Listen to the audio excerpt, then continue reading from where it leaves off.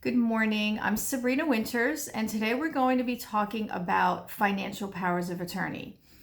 Every plan for estate planning needs to include a financial power of attorney for a variety of reasons. This is the document that will name somebody to help you with your assets during a time that you cannot do it yourself or just don't feel like doing it yourself. And there are essentially two different financial powers of attorney. One is called a springing power of attorney, and the other is called a durable power of attorney. Essentially, the very basic difference is that when you have a springing power of attorney, you need to become incapacitated first, as defined in your document, before your agent can step in and help you. A durable power of attorney is essentially effective the moment you sign it. It outlives your incapacity, but you can also ask your agent to step in even when you're healthy and there isn't any incapacity that keeps you from managing your assets. When we are married, we have a lot of benefits and a lot of automatic rights that are within that marriage. The one thing you don't have is the automatic right to help the other spouse with an asset that does not have your name on it. This is where that financial power of attorney will come in. So if I owned an asset, a checking account with my spouse, I won't need this financial power of attorney for him to access the account, spend money, and deposit. But if it was my own little spending account and something happened to me, he would need to have this financial power of attorney to be able to help me with that. So it's really important, even in a marriage, that you have this document and you really spell things out in it. What should be included in your financial power of attorney? At the very least, very spelled out, detailed language on whatever you're including in there. It's important that you don't use the statutory form where you're just initialing and it's a very basic form. That should be used in very limited circumstances. In those circumstances, it works great. But for most clients in a complete estate plan, you really need to have this financial power of attorney spelled out with whatever language you need.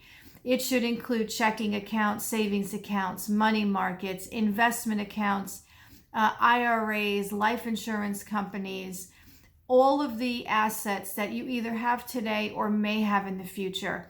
Can they help you with your businesses? Is it a partnership? Is it an S Corp? Everything really needs to be spelled out. And I like to cover the what ifs. And I do a lot of elder law planning. So I like to include language in there that allows your agent to help you protect some of your assets if you are needing skilled nursing in the future. And that language really needs to be spelled out because Medicaid, DSS is going to be reading that in the future if the time comes. Don't not tell your agent that you have named them. You want to make sure that whoever you're picking understands when they're to be helping you. They need to understand what your assets are, and they need to know where to find this document.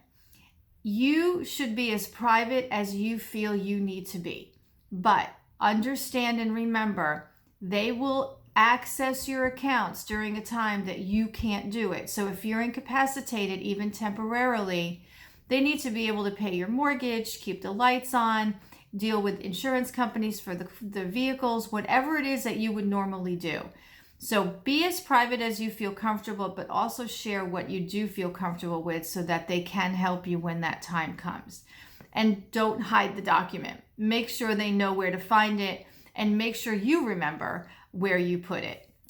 So that's the very basic information that you should know about financial powers of attorney. But when you meet with your lawyer, make sure that you are reading this document in full prior to signing, just like all of the other ones, because this is very important for somebody to be able to protect your assets during a time you can't do it and that you also can't advise them to help you with that.